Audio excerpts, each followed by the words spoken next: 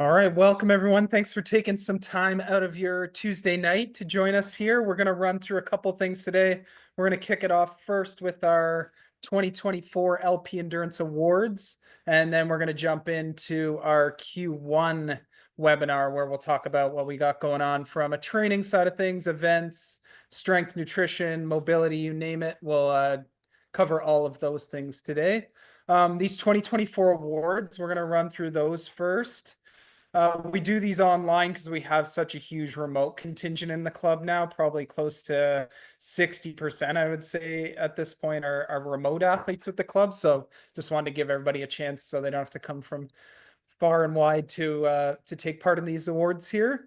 So these awards, we started out, we put it out to you guys first to get nominees for all of these awards. And then our final step was all of our kind of coaches and admins came together and did a final voting process on those. So everybody had a piece in all these award winners here. So as I run through our 6 awards we have here, we have kind of our top nominees for each on the slide, and then we'll award a winner for each of them.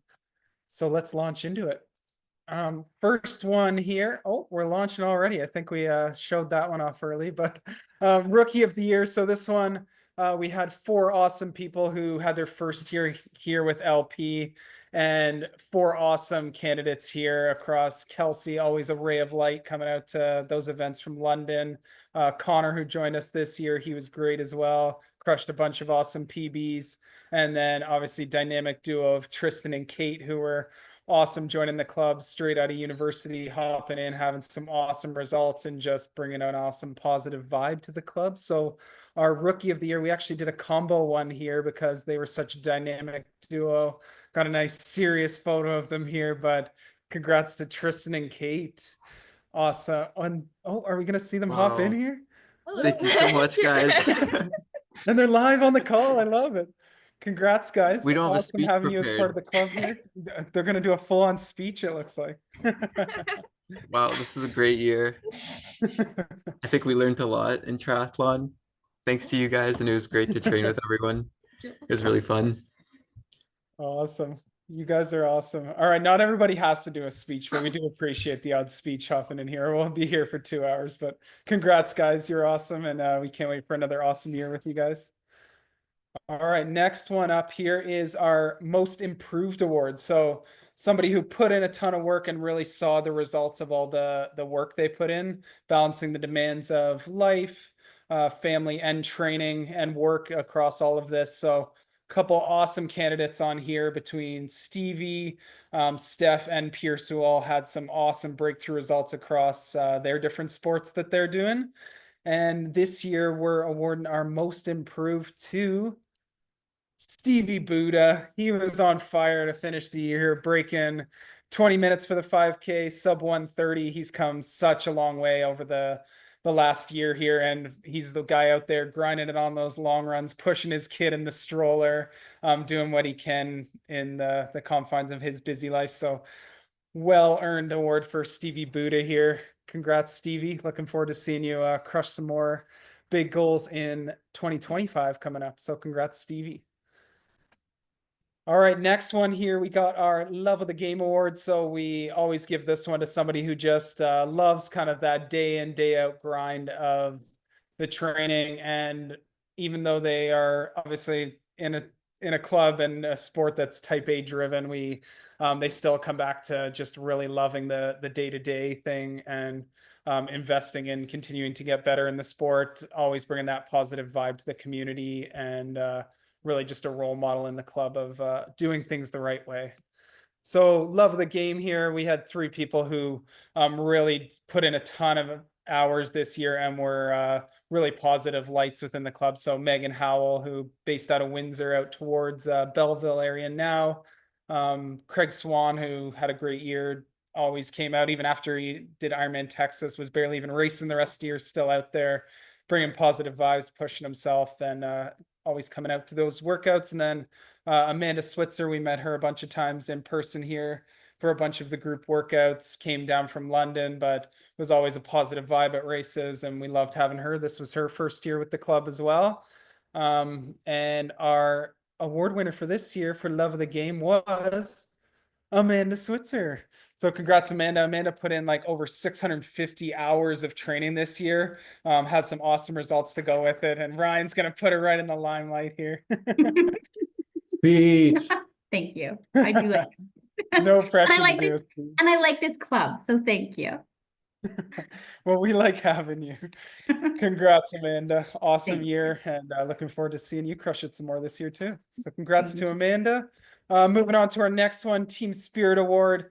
Somebody who's always a big cheerleader for all of their teammates, goes above and beyond online to welcome people as well as in person, and fosters that positive camaraderie here. So our team spirit, we had a couple people in the running for that one. So three people who are obviously big contributors to getting the club word out there, but also cheering for everybody within the club here.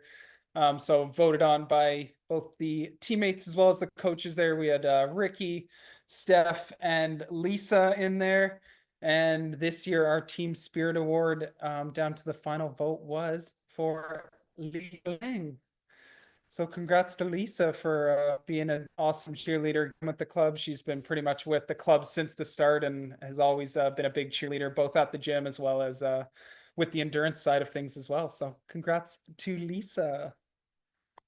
All right, next we got our In It to Win It award, kind of highlighting an athlete who competes with that kind of determination and drive, given everything to their training and racing, and isn't afraid to throw themselves in the fire and just really see what comes out of it, and isn't afraid to fail out there and put themselves on the line. And but also with that brings kind of a positive mindset to it, and is a role model within the club as well of doing it the right way.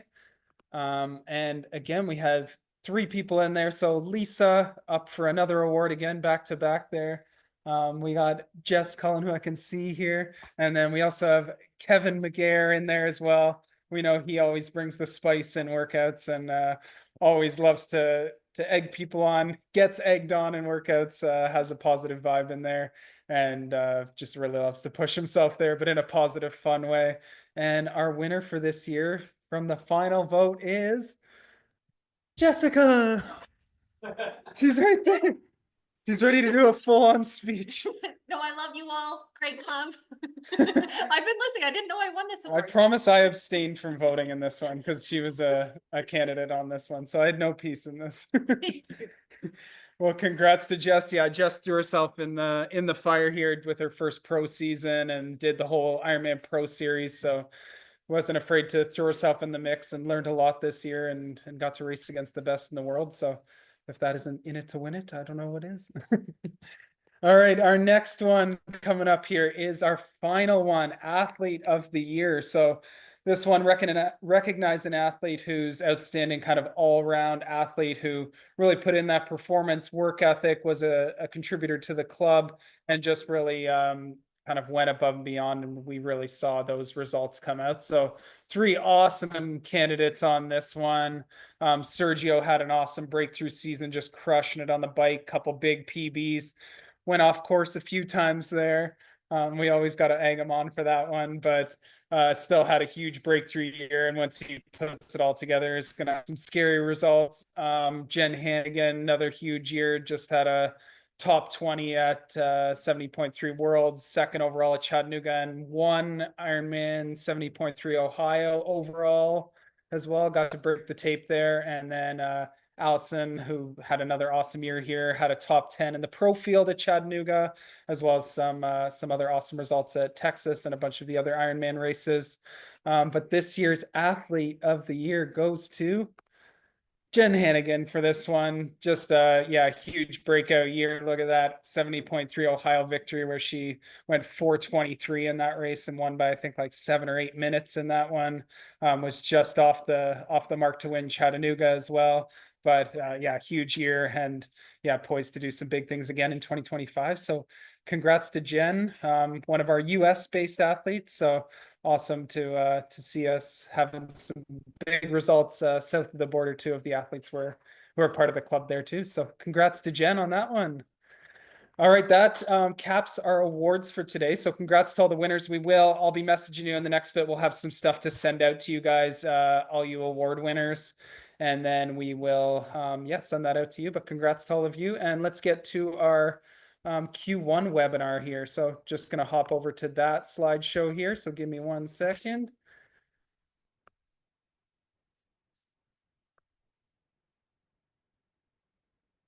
All right, 1 sec.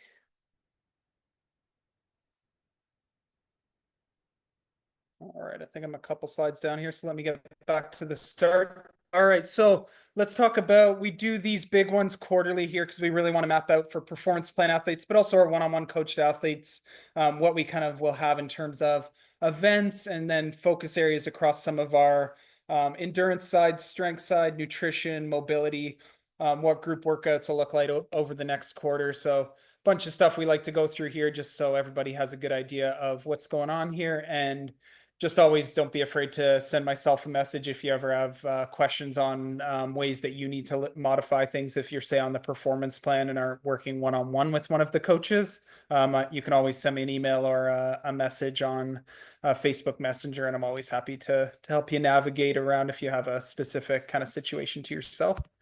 So let's talk through Q1 events coming up. So Q1, we're talking January to March. We got start of kind of that running race season in there. We'll be doing, you'll start to see on the Training Peaks calendar every other week coming up. We'll throw in both a workout option, but for those who want to hop in some Zwift racing, we're going to throw that in every other week as an option for people. Remember, with the Zwift racing, there is A, B, C, and D categories. So no matter what your sort of power levels are and fitness level is, you do have options to be able to race against people of similar fitness level. So it's a great way to start to hone that racecraft and have some of those breakthroughs that you're doing from some of that work that you're doing in training there. So highly recommend, no matter where you're at, to hop in some of those. They're super fun as well. And I think, I don't know if I've ever gone as hard as I do in some of these crazy Zwift races that we do. So highly recommend them. They're a great fitness test in there. And then 3 other races we got in Q1. Awesome one local to Waterloo is the Refrigerator, which is typically an 8-mile. They used to have an 8K option. Not sure if they'll have that this year, but that's on February 9th. Great chance if you're saying like London or Toronto, things like that, you could always come down and do that with the group. That's could be a good way to cap off your weekend, because we will have our LP Endurance Mega Day at LP on February 8th. So it's the day before that. So it's one of those ones, like usually for most people, Refrigerator's just a bit of a fitness test or a rust buster. So we can give you modifications on the Mega Day to still make sure you're not gassed for the Sunday there if you do want to do that race. So Mega Day is going to be awesome day. We're going to set up at Limitless Performance. Everybody can bring in their, it works for triathletes, runners, or cyclists. We will have a bike ride to start at Limitless Performance in the morning. Usually we do something in the 2 to 3 hour range. You can always scale it to a bit shorter if you want as well. So we'll have a lead bike there. And then we'll usually do quick little reset to refuel, usually a run after that. And then a lunch with some educational sort of chats through different endurance topics. And then we're still trying to secure some pool time, but if we can't secure pool time, we'll definitely have like a dry land pool session, probably with Coach Jeff, who runs the swim programming stuff right now, and he will run through some stuff on dry land if we can't get that. Kara will also be posting up in the group for those interested in sweat and sodium loss testing. We'll have that available that day. She'll just put a patch on you during the ride or run, and then she'll post up the cost for that. It was very cost effective compared to if you do some of those ones from like Precision or anything like that. So highly recommend doing that. You might learn some stuff from how much fluid you're losing, or sodium losses. So ways to customize that as you are getting into races this year. Other than that, we also have Chili Half coming March 2nd, always a popular one for an early season fitness test. And then also Around the Bay has a bunch of options. I believe they have like a 5, 10, 15, and 30K option these days. Usually the 30 sells out really early, and a bunch of those races do sell out early. So I'd recommend hopping in there if you get a chance, hopping in early. And then we'll also do our Q2 training call like this right at the start of April. We'll probably have both a February and March shorter webinar where similar to what we did in November with the coaches running through a couple topics that are of interest. So if you have any topics you want us to cover around anything related to endurance and dive a little deeper into, just message myself or post in the group or in the chats, and we can always have one of the coaches run through a bit deeper if there's a topic you want us to run through more. And then just some of our, since this is our first one this year, here's some of our other notable events for the year. So remember, if you're one of our newer athletes here, every week on the weekly PDF that I post, there's an Excel link on there where you can see all of the races that people are doing in the year, and people will put their names under it. So great chance if you have a few minutes, go on there, add your name to those races under the spreadsheet. And then it's a great chance to, when you go to races, be able to meet up with people for different shakeout workouts or share accommodations. It's a nice way to be able to meet some of the people who are all over kind of Canada and the US within the club. So highly recommend doing that. But some of our key races, a bunch coming up in kind of May and July there between 70.3 Chattanooga. We got a bunch of people already signed up for that one. And then Muskoka is always a popular one, being the closest one for us. But for those who have maybe done Muskoka a few times and want to mix it up, Musselman is almost the same distance from Toronto as Muskoka. So I've done that race a few years ago and we all loved it. It was like a very reasonable bike course. The run course was great. The swim was nice. So highly recommend checking that one out if you haven't done it before. A bunch of people will be hopping in the local Multisport Canada and Subaru races. So don't feel like you need, if you're a newer athlete, that you need to jump right to 70.3. You can get a bunch of sprint and Olympic races under your belt and also use them as tune-ups for a 70.3. So definitely recommend racing local. They're a great chance to have a lower stakes race along the way. Milton's always a great option in early June if you're doing one of those races like Musselman or Muskoka. And then a big one for us this year is going to be Ironman Ottawa. We have, I think, close to 20 plus people signed up for that race.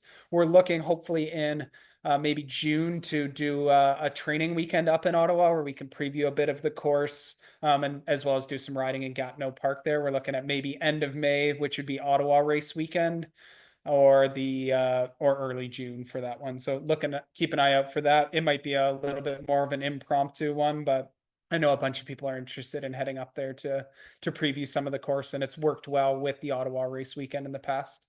And then in the summer, tons of Run Waterloo races that people like to hop into. And then usually in the fall, people will hop to either Barrowman or 70.3 Michigan. We had about half and half last year between the two of those ones. So I'd recommend maybe if you've done one, might be good to swap to another one this year. I've heard great things about Michigan 70.3. Barrowman is changing up the course this year. So there's going to be a bit more of it on the Niagara Parkway this year. And they're also going to have an Olympic distance. So another nice chance to rip along the Niagara Falls on this race. So could be a good one to hop into for some of you. And then always in the fall, lots of people love hopping in that TCS Toronto race weekend. Always a great experience out there. So a great chance to hop in anything from a 5K to half marathon or marathon. We always have lots of people racing that one. All right, so that's kind of our notable events coming up for this year. So let's talk a bit about those key areas of focus. So I always throw this in for every webinar just because it's good to kind of get grounded in our pillars of performance. So remember, we can't just be doing the training. We always got to focus on those other areas to make sure we're staying healthy, strong athletes. So taking care of that day-to-day nutrition. So eating enough to make sure we're sustaining the training that we're doing, fueling those longer workouts.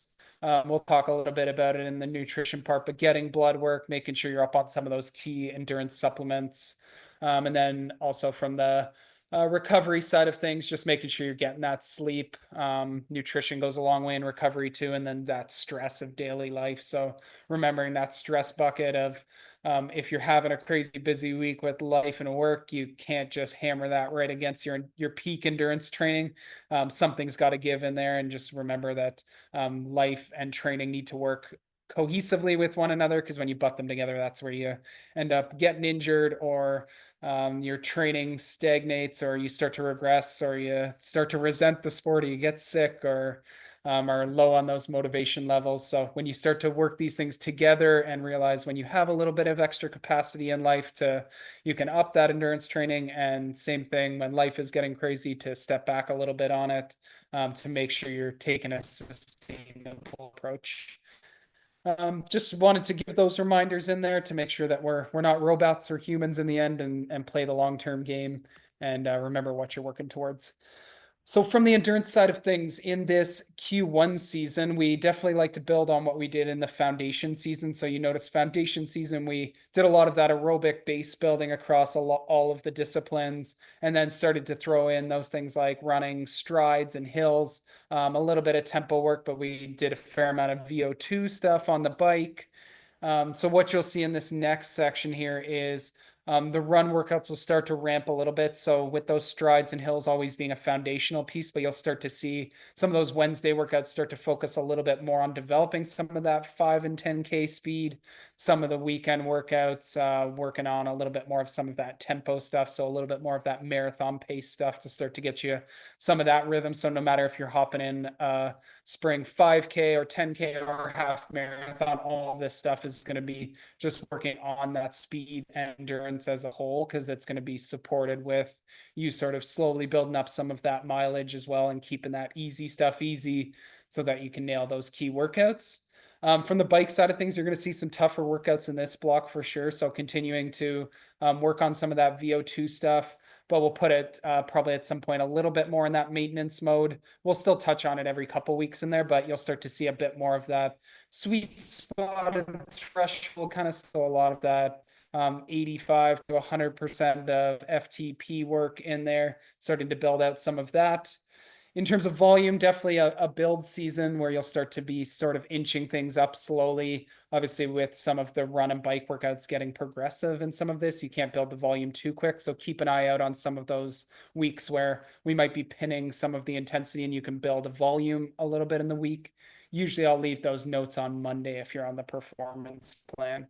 And then if you're on a one-on-one coaching, your coach will handle a little bit more of that, the weeks that are, or phases that are a little bit more volume building versus phases that might be a little bit more sequential in terms of some of the speed workouts.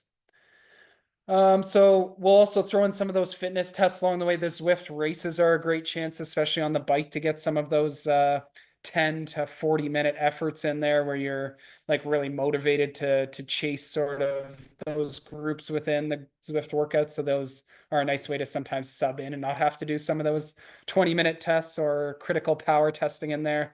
And then as races start to come on the calendar, we'll throw in some, whether it's going to do a local park run 5 or 10K, or as some of those races are starting to pop in, like a Chili Half Refrigerator around the bay, a great chance once you've built that mileage up to start to get some early season fitness tests in, see where you're at, and see if sort of what your approach has been working over the last bit. We'll also throw some swim fitness tests in there. So we always love to throw the CSS test in there, the 4 and 200 meter max test, but we'll have a few test workouts in there, whether it's like a 10 by 100 or like a 1K time trial. We like to mix it up kind of depending on the time of year, what we're looking to focus on in there. So that's kind of what you can expect a little bit on the endurance side of things. So just building off a bunch of that work that we did in foundation season. And if you're maybe just hopping in right now and you see on a run workout, say if there's maybe a prescription of 8 to 15 times a minute in a workout and you're just getting back to the workouts, maybe err on going on the lower side of the rep range and being conservative on your paces on those, not trying to go to A+ paces, and if you need it, building in a little bit of extra recovery. So if you're maybe just getting started up on some of that, err on the side of the lower side of prescription in terms of intervals and stuff like that. Just be smart on the early part. Just give it a couple weeks and then you can jump in a little bit more from that. And then I've talked about this polarized and sort of pyramidal approach. So you saw in the early part of the year, we were very polarized in terms of a lot of that zone 1-2 stuff, a lot of the anaerobic VO2 work. And then you'll see in this phase, we'll move a little bit closer towards that pyramidal where we start to touch a little bit more on some of that zone 3 stuff in there, with not neglecting that zone 4 and 5, because we do like to keep things balanced across there and not give away the work we did in those those other areas, but I would say we're kind of, but if you look at these two pictures, maybe a little bit in between the two of those right now with this base phase coming up. All right, I'll hand it over to Adam, who's going to talk a little bit about strength. Hello, everybody. For those of you who don't know me, I'm Coach Adam, the strength coach in the club. First of all, congrats on an awesome 2024 season and pumped for a huge 2025 year. All that racing gets me fired up. So hopefully see you guys out there for some of it. If not, the training for sure. So we have a few really exciting improvements and changes to our strength work and now our mobility work as well. So the one big thing is we are in Training Peaks officially. So we've moved over all the strength work into Training Peaks. I really like how it looks in there. I really like how it tracks it. And for those of you who use TSS, I really like how it gives you a good TSS score there. So anyways, lots of good benefits of that. So what you're going to see in Training Peaks for this upcoming training block, it's already in there for this week. Monday and Friday are going to be our strength days. And then Wednesday and Sunday, you're going to see two mobility workouts. Doc Kyle put in a ton of time filming some awesome videos with explanations for all the mobility work. So super excited for you guys who really want to dig into that in this kind of base season and improve some of your mobility so you can perform better. You have an opportunity to do that twice a week. They're both about 20-minute sessions, so excited for that. The other change based on some really good feedback from those of you who are doing the strength work, we've shortened up or condensed the strength sessions. So what I was trying to do in the past is include all that mobility work as well as the strength work into the 3 strength sessions a week. But now with the help of Doc Kyle, we've separated those. So you have really good activation work, a really good warm up or primer for your big lifts. And then you have your main set and then a bonus core finisher if you have time for it. So really condensed down, simplified strength sessions was the main focus going into base season when your hours are going to start to ramp up. So excited for that. Talked about the mobility. So if we can go to the next slide, that'd be great.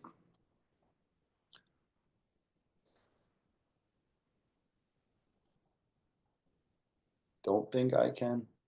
Mark, if you could do that quick. Thank you.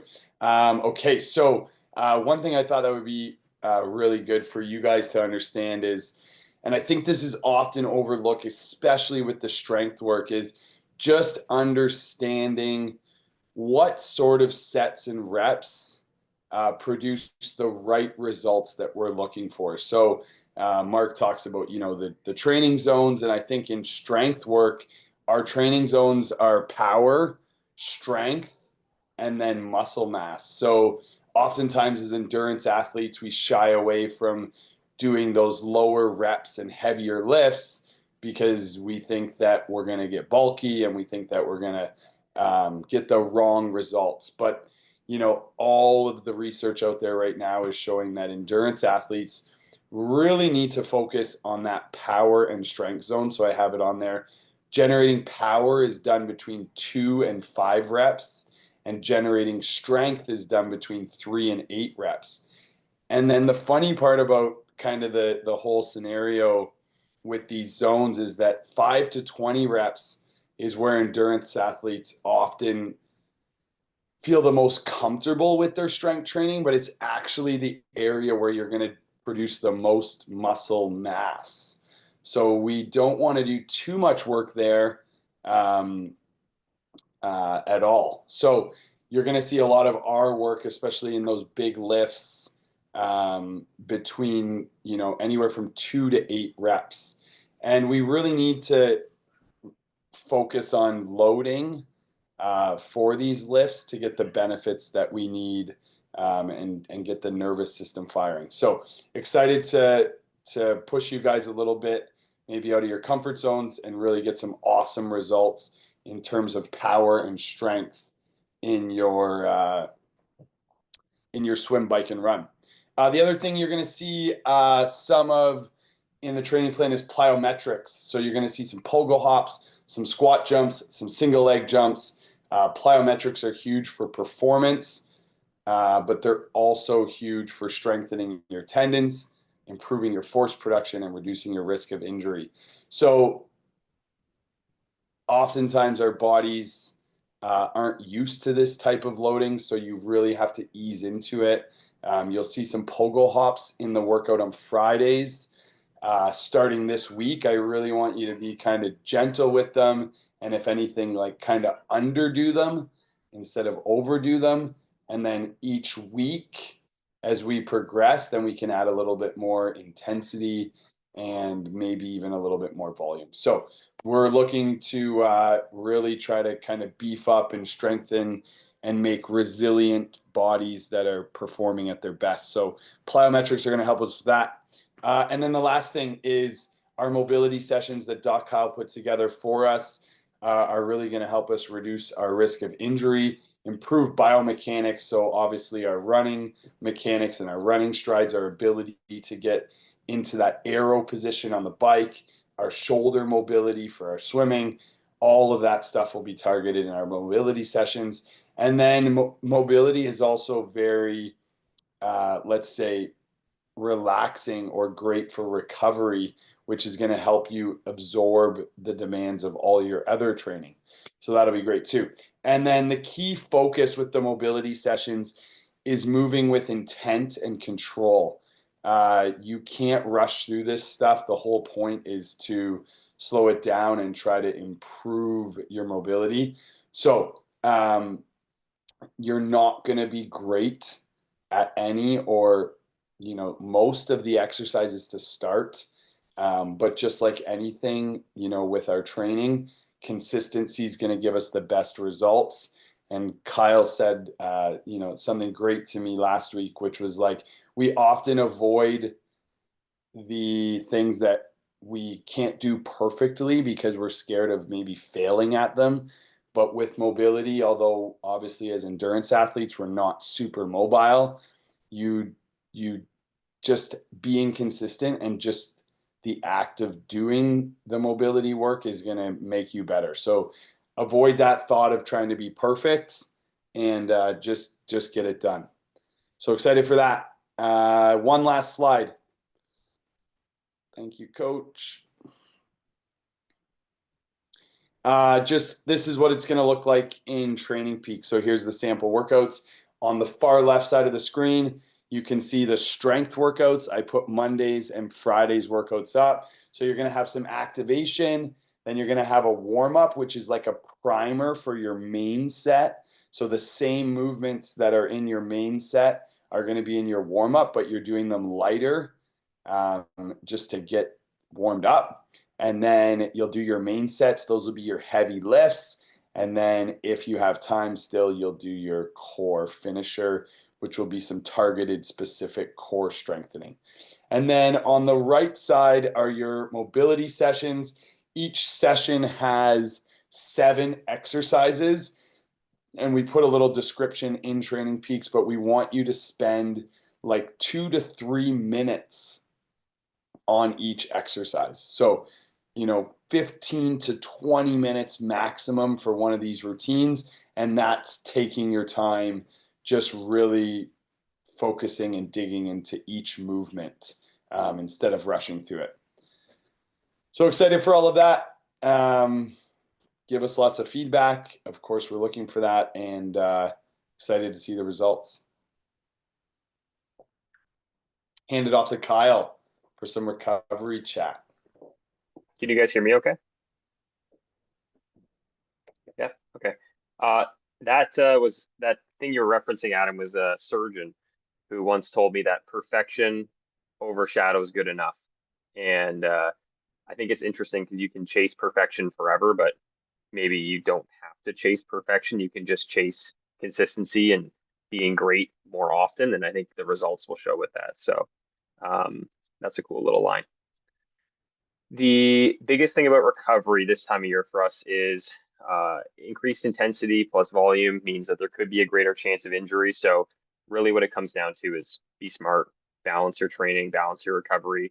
If you didn't get into a good routine with, the end of the year and Christmas holidays and New Year's, this is a great time to build a routine, get into the mobility, get into the strength, be consistent with your training. Don't do any heroic efforts if you don't have to, and making sure that you're, not ramping up any one thing too hard is always a good idea. Consistency over time will get better results, not only for your endurance performance, but also for your health and wellness in your body.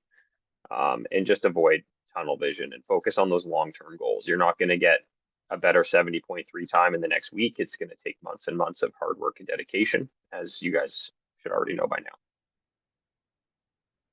If we can go to the next slide.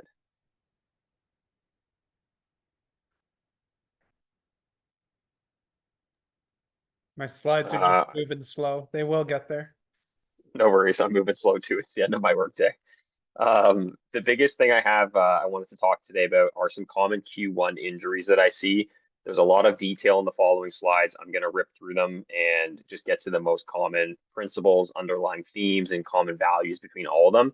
I'm going to talk about 4 things quickly. There's shin splints, tendonitis, low back pain, and shoulder impingement. The first one we'll start off with is shin splints, which I'm sure a number of you guys have probably already had.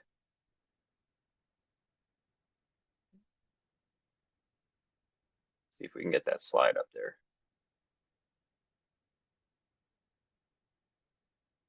I have one slide per thing here. Yeah, okay, so a lot of info. Shin splints, it's pain along the inside border of your tibia or your shin bone. The main thought and cause of this is muscles are pulling on the bone over time, usually from rapid acceleration in training or volume, causing inflammation and actual bone micro damage. So it's not a fracture, it's not a stress fracture, but the covering of the bone is getting pretty inflamed and irritated. Some risk factors for this include overpronation, or where the foot is collapsing in a lot. If you run behind somebody who overpronates, their feet will often do this. And a little bit of that's okay, but when it's like a lot of that collapse over time will put more pressure on the bone. Interestingly, a decrease or a reduction in hip mobility is a huge risk factor for having this, as well as tight calves, muscle imbalance, improper footwear. So again, having a shoe rotation can be really helpful to make sure that you are adequately putting yourself in a good position. And alcohol use. Alcohol use is a huge problem with this because it affects how quickly your bones heal. So making sure that you're just paying attention to all other areas of your health and wellness as well. Tendonitis, again, another one most of us at some point have lived or experienced, either through ourselves or someone else you know. Again, the Achilles tendon is very common. There's 2 kinds of Achilles tendonitis, really. There's mid portion, which you can see on the picture there, is kind of in the middle of the tendon, or there's insertional, which is where it attaches right down in the heel. I see both with runners. It depends on the footwear, depends on how weak your calves are. Calf weakness is a huge risk factor for this. So doing the single leg, the pogo hops and the jumps and working on your strength and building up that tendon resiliency is really, really important. More research has actually come out showing that certain medications can also put you at a higher risk of tendonitis, especially like Achilles tendonitis. So corticosteroids, which are certain anti-inflammatory medications that could be used for various conditions. Some antibiotics even have actually been shown to put you at a higher risk of having tendonitis. So we're in cough, cold, flu season. People are getting sick, something to think about as well. Just again, kind of a neat little bit of information there. And again, going back to some of the other risk factors, another common theme here we're seeing is a rapid change in load, reduced ankle mobility, the environment, the terrain. Are you doing all the Wilmot Hills all the time and you haven't done anything like that in 6 months? Then that could be a problem. If you're wearing inappropriate footwear, and this is we're talking about the heel toe drop or the offset of the shoe may come into importance for you. And also looking at previous history, that's a huge factor as well. Those are 2 conditions that are more probably geared towards our our runners. Low back pain is something that is going to be kind of a mixed bag. Kind of every endurance sport can experience low back pain at some point or another. Very multifactorial. There are 8 different possible pain generating structures in the low back: muscle, joint, nerve, etc. Risk factors here are sedentary job. So you have a lot of stress either in work and or life. And don't forget that the stress you accumulate from training is also a big source of stress for your body to handle. Mentally, we look at exercise as a stress reliever, but it physically stresses us out to a degree as well, of course. So it's important to consider that. Trainer rides, really long trainer rides. The bike doesn't have the, I'll say, flexibility that you have when you're riding outside. Position's more stagnant, a lot of back pain associated with that. And same with swimming. If you're getting used to a pull buoy for the first time and you're doing longer sets with that, it changes your back angle. If you're doing flip turns, all these things are something to think about. If you are experiencing low back pain, then just check in with yourself. Hey, has there been anything else new? Anything else I've been changing with my training? And the biggest thing here as well that we can focus on is muscle imbalances. Having strong core, strong back, strong glutes, hamstrings, that whole posterior chain will really help to spare your back over time. And get a bike fit. This one is a special one for the swimmers. Shoulder impingement is, as you can see in the graphic here, where one of the muscle tendons gets pinched underneath the bony archway in the top of the shoulder in a certain range of motion as you kind of carry through. Risk factors here would again be a rapid increase in demand, reduced rotation and extension of your mid back. Working on extending and opening up the back and the spine really dictates where that shoulder blade sits and how that rotates. If your back is really stiff, that shoulder blade's not going to move properly, and then you're going to get yourself into this kind of situation. Chest muscle tightness and, again, not having good control of those shoulder blades is another risk factor. So really making sure that you're consistent and diligent with your strength work will help to maintain good health there. So common themes. If you look at all these conditions and many others that affect endurance athletes, here are 4 things to consider. Rapid increase in training demand, muscle imbalances and weaknesses, environmental concerns. So the terrain you're running on, is there snow? Is it gravel? Is it a track where you're running in a certain direction for a long time? Is, all these different factors have a huge thing. Is it on an indoor trainer? Is it, indoor pool swim? Does the size of the pool make a difference in terms of how many turns you're doing? All these things are things you should be thinking about if you're starting to have something creep in that doesn't feel good. And from a equipment perspective, having a bike fit, super important. Having a good footwear rotation, making sure you're not doing all of your runs in carbon plated race shoes. Maybe looking at having a nylon plated race shoe or a training shoe for tempo work, and maybe having like a regular old running shoe for your easy runs. And just make sure you're using your pool tools appropriately. Don't go and swim 2,000 meters with paddles if you aren't used to that as well.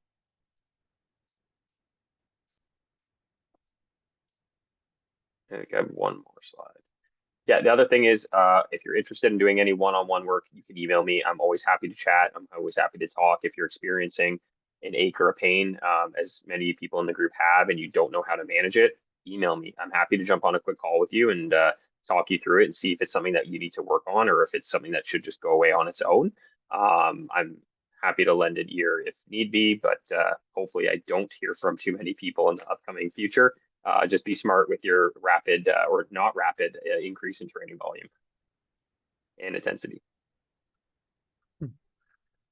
Thanks for that, Kyle. So I'm going to wrap it up with a couple final sections. Kara and Alexis weren't able to make it today, so they just wanted me to pass along a couple nutrition reminders, and then I'll finish it off with a little bit about our upcoming group workouts. So just some nutrition reminders for base season. We don't have it in here, but remember, we're going to do that sweat and sodium testing as part of the Mega Day on February 8th. So great chance if you want to get that done. Very cost effective, and we'll be doing it that day. So just a reminder, they'll be posting that in the Mega Day event group.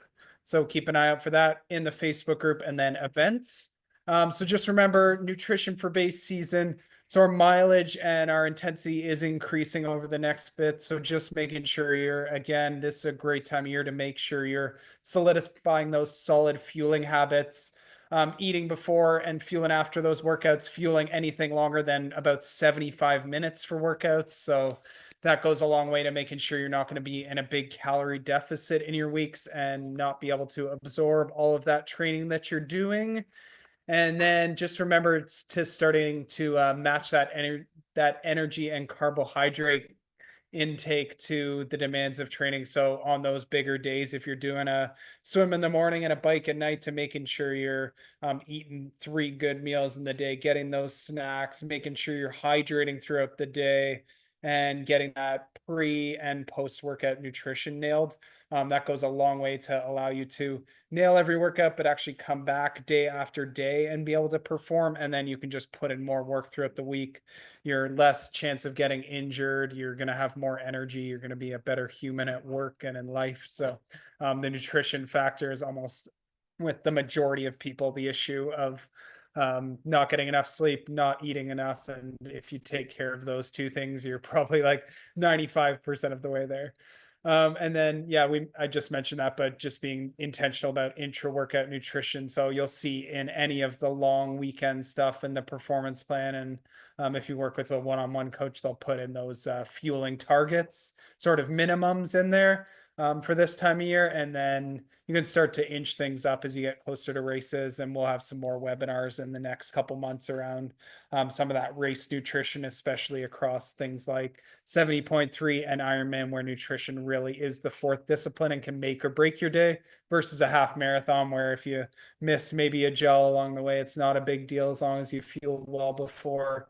But for some of those longer races, you just can't leave that nutrition to the side. So you'll really need to train that the right amounts and right sources and right products over the coming months to make sure that's automatic come race day. And there's lots of GI training you can do. They also put in this nice kind of picture of what some of those so kind of what your plate can look like around some things from the plate as a whole and some of the things around it. So just another good one there. We'll have this recorded in case you want to peel back and take another look and compare your plate against that. I'll be doing that right after this to see if my tacos cover off all of this. And then also just a reminder, blood work is a great thing to get done. I usually do it once a year, and I usually get it done kind of around January or February, just to make sure I'm in a good spot as I'm getting into my big training, to make sure I'm not deficient in any key areas. So Kara mentioned you can either sort of email her for a list of recommended blood work and can get a requisite for free from like a family doctor, which is nice. I've worked with like a naturopath before to get it done, and they can review the results with you as well. But some of the important nutrients, I usually get these ones checked, are like iron, B12, vitamin D, and red blood cells, magnesium. These are all important ones to get checked out as an endurance athlete. You can And also then do if you're blood, looking, and you'll get that work for free, and you'll save a life. Fun fact. there we So now's the time to donate blood. go. Thank you, Steph. All right. And then if you're looking for some more nutrition support, you can hop in there. Kara and Alexis, I know a bunch of people have worked separately for some one-on-one stuff with them if they really wanted a dialed approach. We'll be doing that sweat hydration testing at Mega Day, but you can get that done separately with them as well. And then they'll be posting up some of this info in the Facebook group. If you're newer to the Facebook group as well, remember, if you go to the guides section, we have a whole PDF there with past nutrition webinars that both Kara and Alexis have done, as well as a bunch of parameters around workout fueling, some of our favorite products, stuff like that. So make sure that you check those out as well. That's going to get you a lot of the knowledge that you'll need there. And then here's some options if you want some additional support on top of that. So reminder, group workouts haven't really changed, but this is just a reminder for some of those athletes that are maybe a bit newer to the club and are either living local to KW or looking to make a trip down, or great this time of year for the remote athletes that they can hop on some of our Zwift rides. So in terms of Zwift rides, we'll have those going Tuesday at 6 a.m. Just make sure you follow me on Zwift and just give me a reminder if you don't see that invite by say midday on Monday. Usually I have all the week out by then. Zwift is really annoying with the meetups that even if I copy and paste them, it doesn't bring everybody over every time. So if I'm leaving you off them, it's not intentional. It's just I can't keep track of every single person on there. So just ping me a message and I can easily add you in 2 seconds. But that's an annoying part on the Zwift rollovers there. But Tuesday, 6 a.m., we'll usually have a harder ride on there. Thursday, 6 p.m. we'll be alternating between a form ride one week, and then the next week I would be doing the Zwift race as well. So there wouldn't be like a coordinated group wide. We would tell you which Zwift race you're doing. You can sign up in your category. Make sure you do like a 15 to 20 minute easy spin warm up, maybe a couple 20-30 second pickups so you're ready for the race, and then you can hop into the race. But please don't do those Zwift races without warming up or doing a cool down after. That's a big mistake I see people make, and it's just, yeah, another way to get yourself injured along the way. So make sure ample warm up and at least 5 or 10 minutes of easy spin into cool down. And then Saturday we'll have the 8 a.m. longer ride in there as well. For the runs, we go outdoor all year round. So we'll be doing Wednesday, 6 a.m. Keep an eye on the weekly PDF because we are changing the start location and routes each week. So keep an eye out for those. Wednesday, 6 a.m. I know some of the Ottawa crew has been meeting up for some runs as well there too. So keep an eye out. They have a little group on Strava there. Steph can post that up as well. If you're looking to join some of the Ottawa crew and are based in that area. And then, but in KW, we'll for sure have Wednesday, 6 a.m., Sunday, 7:30. We roll that year round, and lots of options to scale up and down depending on how long you want to run, how many intervals you want to do.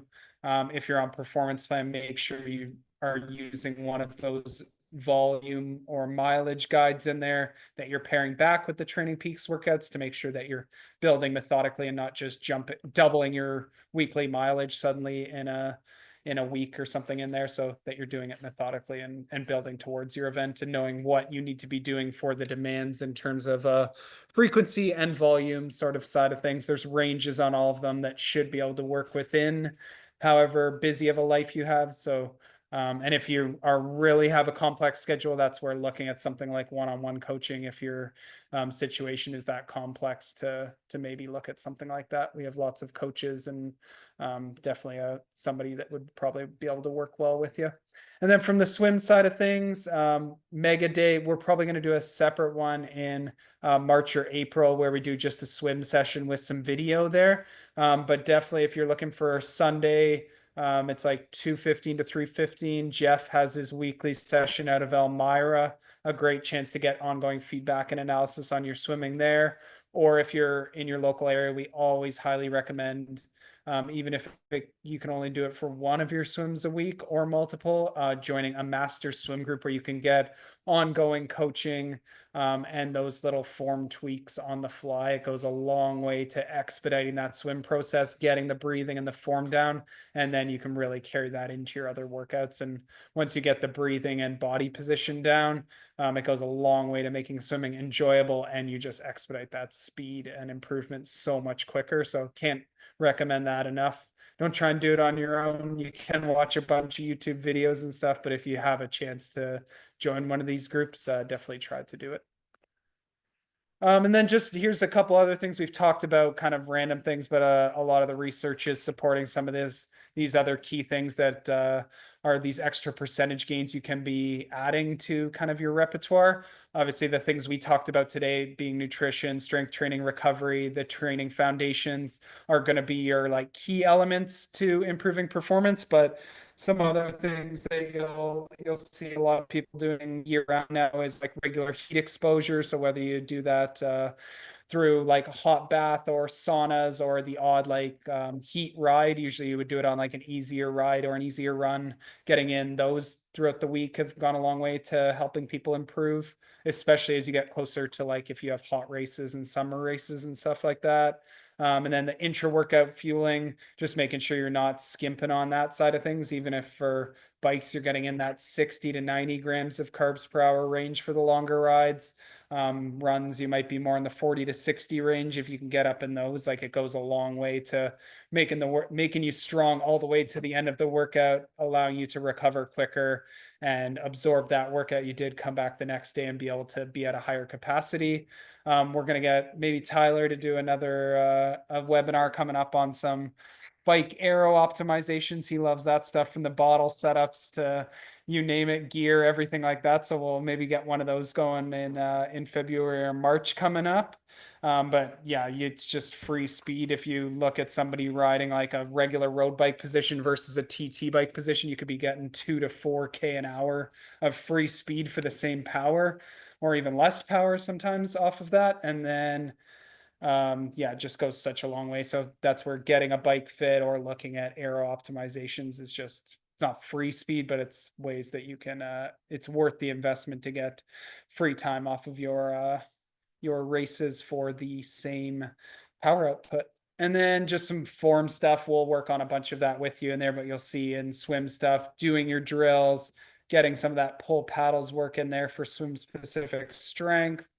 Getting video done, even if you're somebody who isn't doing it with a master's group or is doing it solo, taking video of yourself, we're always happy to take a look at that. So you can email that or message that over to me. I can always take a swim analysis video and give you some feedback if you can do any of that. So either from on top of the water, as much as you can do on top of the water, from the front or the side, same thing with under the water if you have the ability to. We can definitely give you feedback on that. And then from the bike side, we'll work on some of that cadence stuff, lower, higher cadence stuff, aero work, and then you'll see a bunch of it on the run in terms of strides and hills. We'll do a bunch of form work on that stuff too. But that's the end of our webinar today, and we kept it under the hour with awards in here. We're getting efficient at this. I'll open it up if anybody does have any quick questions here that they wanted any of our crew to address on here.